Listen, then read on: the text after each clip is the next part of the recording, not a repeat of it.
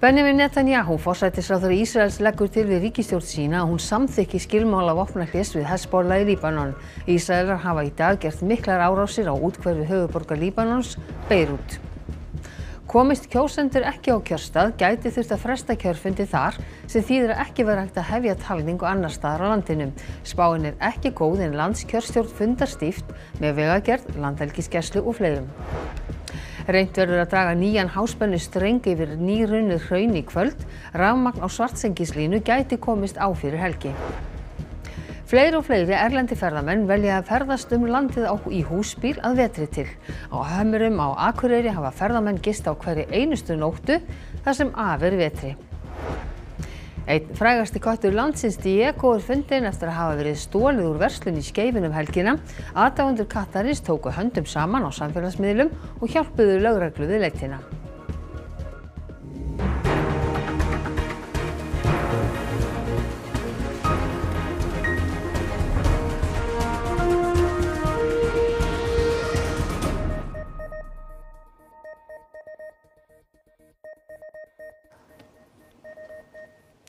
Komið þið sæl.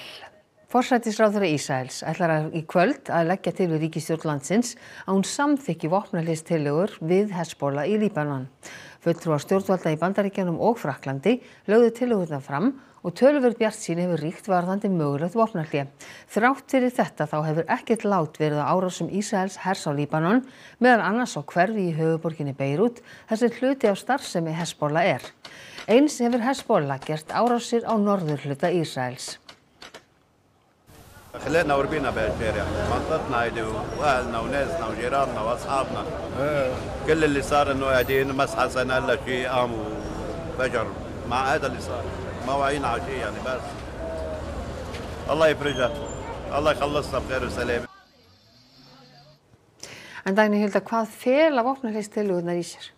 Sko, við vitum nú ekki öll smáatriðin, þetta var bara að koma núna rétt fyrir fréttatíman, en það sem er vitað er þetta á að vera tímabundið í 60 daga og Hezbollah á að færa sig norður yfir ána Litani, Ísraelsher á að fara frá suðurhluta Líbanons og þar á að vera svona autt svæði þar sem hvorugur er og þar á her Líbanons að fjölmenna og passa að halda þeim aðskildum Hezbollah og Ísraelsher. En vitað til þess hvort allir sem koma þarna að málum séu hlynntir vopnahléi? Sko, það hafa komið fréttir að Hezbollah samþykki. Netanyahu sagði eftir nokkra tíma fund með ríkisstjórn í dag að hann samþykkti þetta og ætla að þrýsta á ríkisstjórn að gera það sama. En innan ríkisráðherra Ísraels, hann er algjörlega á móti þessu og hefur sagt að núna sé Hezbollah hörfa á Ísraelar í sókn og hann vil bara halda áfram og bara ganga frá Hezbollah eins og hann orðar það.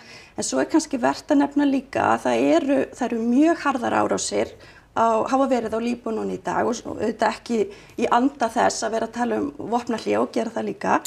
Svo hafa Hezbollah líka verið að gera árásir á norðurhluta Ísraels og Hezbollah sakar Ísraels her að vera svona að nýta þessa síðustu klukkutíma áður en vopnahlé á að taka gildi bara til þess að gera sem mestar árásir. Þannig að það er svolítið ótti í Líbanon og næstu klukkutímanu verði erfiðir.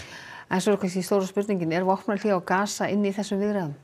Nei, það er ekki inn í þessu núna og ekkert í sjónmáli þar, en utanríkisráðherra Bandaríkjanna, hann sagði núna síðdegis að hann væri vongóður að þær viðræður myndu komast á skrið næst, en það verður bara komið ljós hvort hann reynist sannspor með það.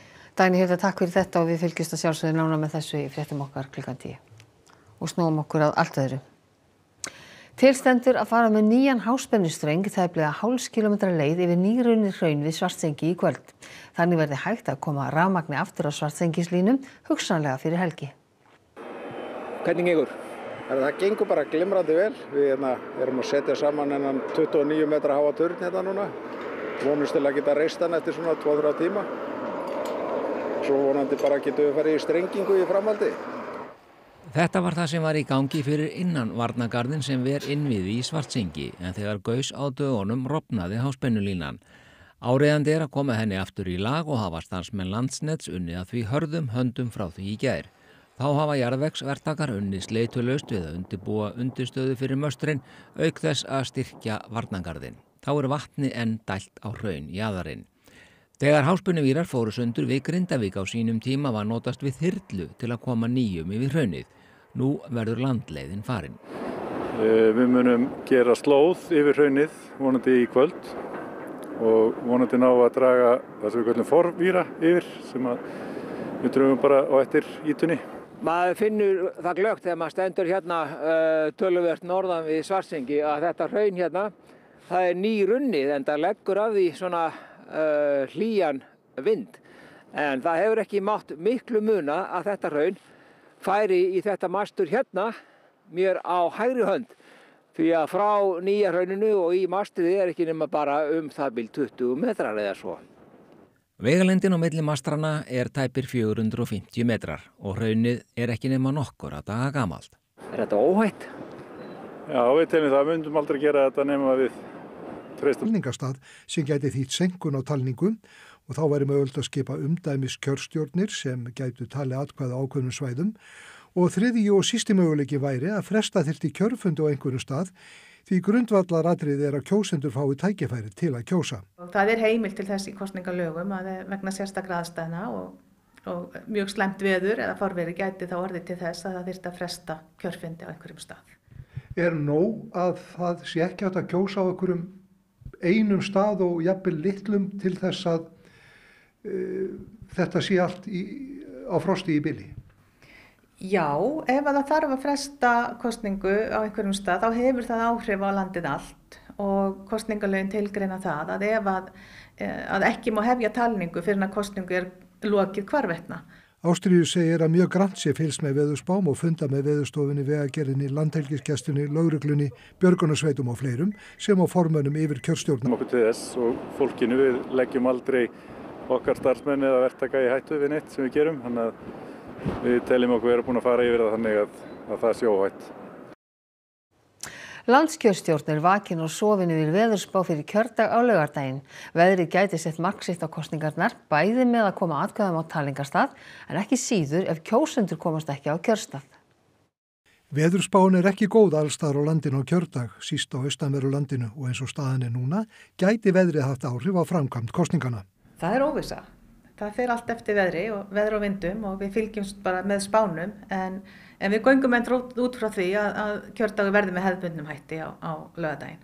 Verkefnið þríþætt. Í fyrsta lagi dreifing kjörgagna sem að ljúka og gengi mjög vel, síðan aðgengi á kjörstað og talning atkvæða og út frá þessu síðan 3 sviðsmyndir upp á borðinu. Ein að allt gangi á óskum á kjördag, önnur að ófærð eða veður komi í veg fyrir að atkvæði komist á tala. Staðan skýrist eftir því sem líður á vikuna og spár verða nákvæmari. En það hins vegar alveg ljóst að landskjörstjórn hefur þá stefnu að fólk og atkvæði verði ekki lögð í hættu við framkvæmd kosningana eða við kosningarnar. Og þá hvort sem það eru kjósendur eða starfsfólk við kosningar.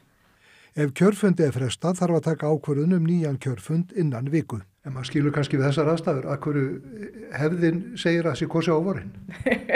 Já, þetta kannski ekki ákjósanlegu tími þegar allra veðra og vinda von. Og eins og við nefndum í fréttinni þá eina af þeim stofnunum sem í viðbragðsstöðu Vegagerðin. Ekki svo? Þið eru tilbúinir á hvað sem eða eitthvað? Já, við erum að undirbúa okkur og vera tilbúin og vera til taks á laugardaginn ef þarf.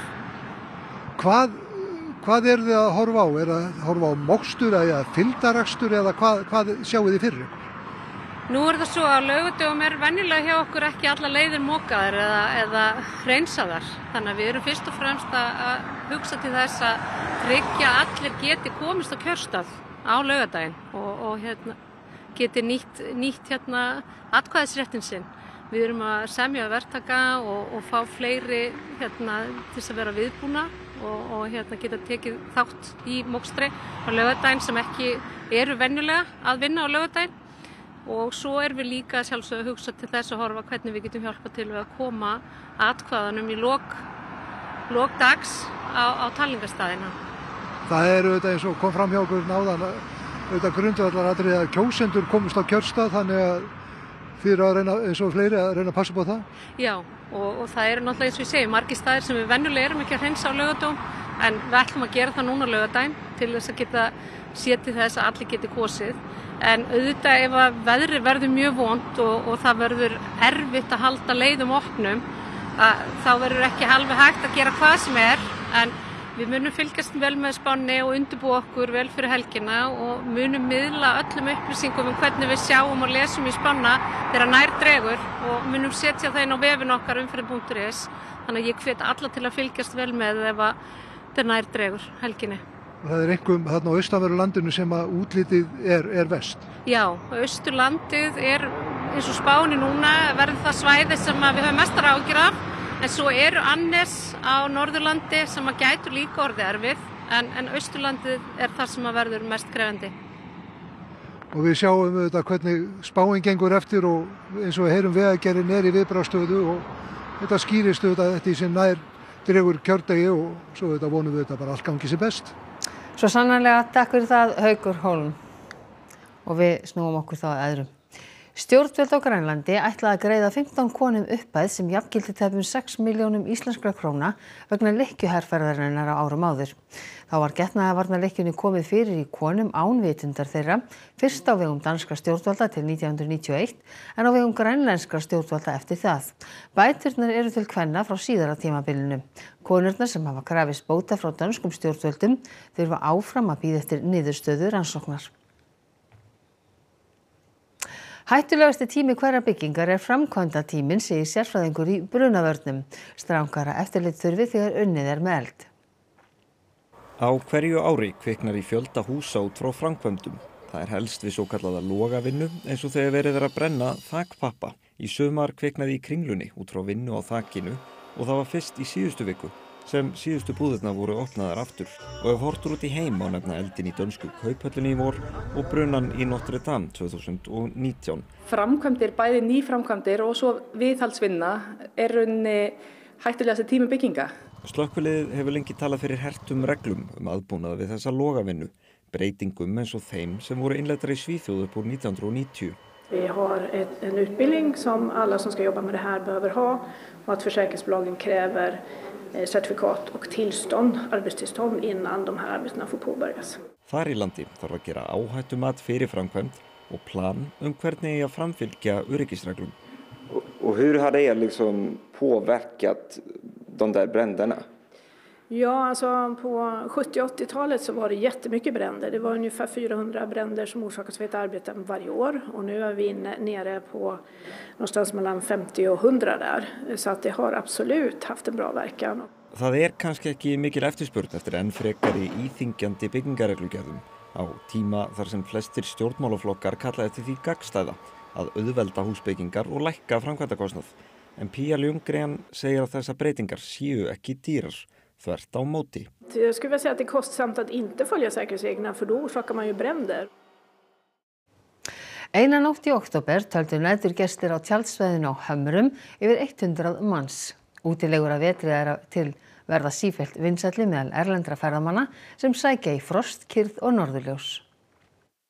Það var 5 stiga frost á tjaldsvæðinu þegar við litum við snemma morguns. Þá voru þegar nokkrir ferðamenn sem þar höfðu gist lagðir af stað út í ævintýri dagsins. Aðrir höfðu sofið vel út í frostinu en sögðu þó mikils virði að komast inn í þjónustuhús að fá sér morgunmat. Very good, very nice. Very cold, but everything is very beautiful, like a different planet almost. So.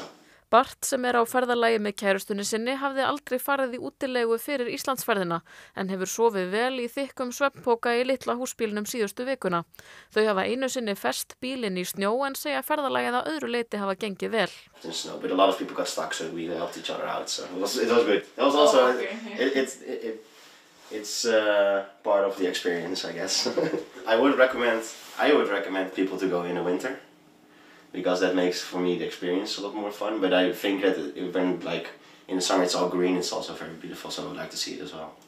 Andres frá Venezuela hefur verið einn á ferð í snjónum og segir það hafa tekið smá tíma að venjast myrkrinu. It's been a lot of like waterfall seeing and chasing auroras in the night. Enjoying camping life. I'm also a remote worker, so I've been working as well in the back of the camper on the laptop. So it's always like fun because you just like have the windows open and then just work under the stars. Framkvæmdastjórinn á Hömrum segir aukninguna greinilega. Fyrstu mánuði ársins hafi verið nánast 100% fleiri gestir en árið á undan. Sem dæmi í mars vorum við 1200 gistinætur, rétt rúmlega, sem eru 40 manns að meðaltali á nóttu yfir harðasta vetrartíman, þannig að við bara getum verið ánægðir með það. Ásgeir segir næturgestina nær eingöngu erlenda ferðamenn nema á sumrin. Hann telur ósennilegt að Íslandingar fari að flykkjast í útilegur á vetuna en segir að þeir mættu þó lengja aðeins útilegu tímabilið. Það kom oft góðir kaflar og sem að fólk gæti sannarlega nýtt tækið sinn betur og við þurfum líka að búa betur að aðstöðunni til þess að geta tekið betur á móti þessum aukna fjölda. Arnar Þór Jónsson, formaður lýðræðisflokksins, segist myndu styðja tillögu þjóðaratkvæðagreiðslu aðildarviðræður við Evrópusambandið kæmi til þess. Þetta kemur fram í svörum Arnars í forystusætinum sem sýnt verður klukkan 20:05. Lýðræðisflokkurinn vill endurskoða EES-samninginn, alþjóðlega loftslagssamninga og jafnvel aðild Íslands á NATO sem Arnar Þór hefur efasemdir að þjóni upphaflegu markmiði sínum. Hann vill hins vegar virkja almenning þar á meðal gagnvart aðildarviðræðum við ESB. Já, ég myndi styðja það undangenginni bara auðvitað breiðri og mjög svona uppbyggilegri og gagnrýni umræðu. Við erum lýðræðisflokkur vegna þess að við teljum að lýðræðið hafi í rauninni þetta fulltrúaliði hafi í rauninni brugðist þjóðinni. Eina svarið sem að við höfum sem fólk og sem skattgreiðendur og borgarar að við tökum okkar eigið vald í okkar eigin hendur því að valdhafinn þjóðin og þá gerum við það í stærstu málum eins og í þessu ESB-máli með því að í stað fulltrúalýðræðis förum við í beintlýðræði. Hvað myndir þú gera þá ef niðurstaðan væri sú, við eigum ekki að draga okkur tilbaka, við eigum að ganga ennþá lengra? Já, þá það þá að sjálfsögðu sem vinur og stuðningsmaður lýðræðisins styðja það. Kötturinn Diego fundinn eftir víðtæka leit en honum var stolið úr verslun helgina. Diego fannst svo í morgun á heimili grunlausrar manneskju sem hafði fengið hann í jólagjöf og gefið honum nafnið Spori.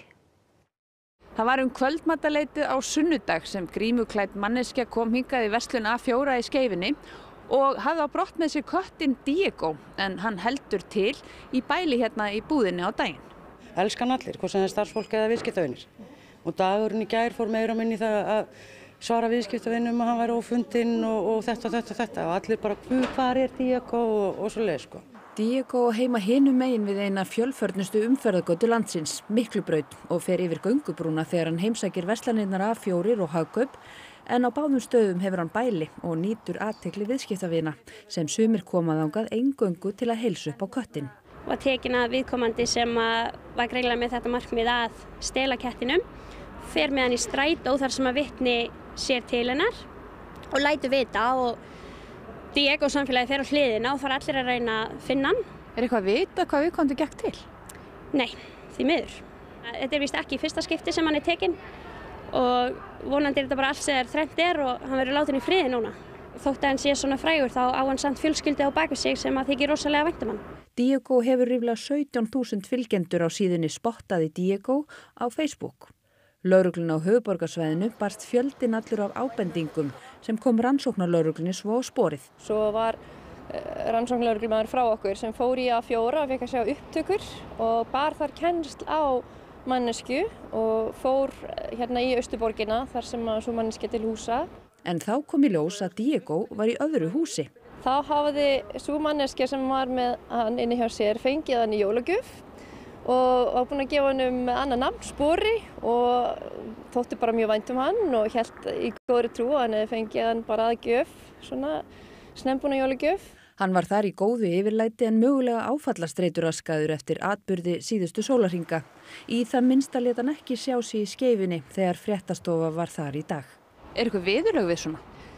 Þetta er náttúrulega þjófnaður, gældur eru eignir. Í Kastljósi kvöldsins þá verður haldið áfram að fjalla þau málefni sem helst brenna á kjósendum fyrir kosningar. Að þessu sinni verður rætt atvinnumálin og staðan tekin á kjósendum í Norðvesturkjördæmi. Auk þess verður haldið áfram að varpa upp hinni hliðinni á forminu flokkana, en Viktoría Hermannsdóttir kíkti í heimsókn til formanns Viðreisnar, Þorgerðar Katrínar Gunnarsdóttur. Og við lítum síðan til veðurs. Á morgun útlit fyrir suðvestan strekking með skúrum eða sleituéljum en þurru á austanverðu landinu. Eftir kuldatíð síðustu 10 daga eða svo hefur hitinn nú allvíða náð yfir frostmark og verður á bilinu 1 til 6 stig á morgun. En Hrafn Guðmundsson, veðurfræðingur, hann fer nánar yfir horfur næstu daga að loknum íþróttafréttum sem Einar Örn Jónsson sér í kvöld. Fjölmargar leiðir inn á Evrópumóti næsta sumar standa karlalandsliðinu í körfubolta opnar eftir sigurinn frækilega gegn Ítalíu í gærkvöldi.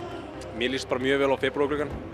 Kvennalandsliðið í handbolta komið á mótstæði í Innsbruck í Austurríki þar sem Evrópumótið hefst á föstudag. Almennt ég bara mjög sáttur. Og Haredi, sem í gær hætti sem landsliðsþjálfari í fótbolta, tilkynnti í dag að hann væri hættur í þjálfun eftir 40 ára farsælan feril. Íþróttir eftir andartak. Og áður en við kveðjum ykkur ætlum við að rifja upp helstu atriði fréttatímans. Benjamin Netanyahu, forsætisráðherra Ísraels, leggur til við ríkisstjórn sína að hún samþykki skilmála vopnahlés við Hezbollah í Líbanon. Ísraelar hafa í dag gert miklar árásir og úthverfið höfuðborgar Líbanons, Beirút. Komist kjósendur ekki á kjörstað gæti þurft að fresta kjörfundi þar sem þýðir að ekki væri hægt að hefja talningu annars staðar á landinu. Spáin ekki góð en landskjörstjórn fundar stíft með vegagerð, landhelgisgæslum og fleirum. Reyndur að draga nýjan háspennustreng yfir nýrunnið hraun í kvöld. Rafmagn á Svartsengislínu gæti komist á fyrir helgi. Fleiri og fleiri erlendir ferðamenn velja að ferðast landið í húsbíl að vetri til. Á Hömrum á Akureyri hafa ferðamenn gist á hverri einustu nóttu þar sem af vetri. Einn frægasti köttur landsins, Diego, fundinn eftir að hafa verið stolið úr verslun í Skeifunni helgina. Aðdáendur kattarins tóku höndum saman á samfélagsmiðlum og hjálpuðu lögreglu við leitina. Þessum fréttatíma að ljúka og nú komið að fréttum af íþróttum, veðri og kastljósi og svo minnum við á síðasta forystusætið með Arnari Þór Jónssoni sem á dagskrá í sjónvarpinu klukkan 20:05. En nýjustu fréttir má alltaf finna inn á ruv.is en næstu fréttatímar í útvarpi og sjónvarpi klukkan 10 í kvöld. Við sjáumst þá, sæl að sinni.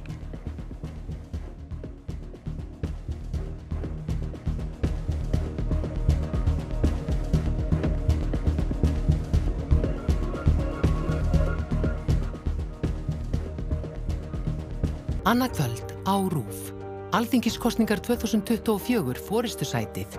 Formenn stjórnmálaflokkana sitja fyrir svörum störf sín og stefnumál.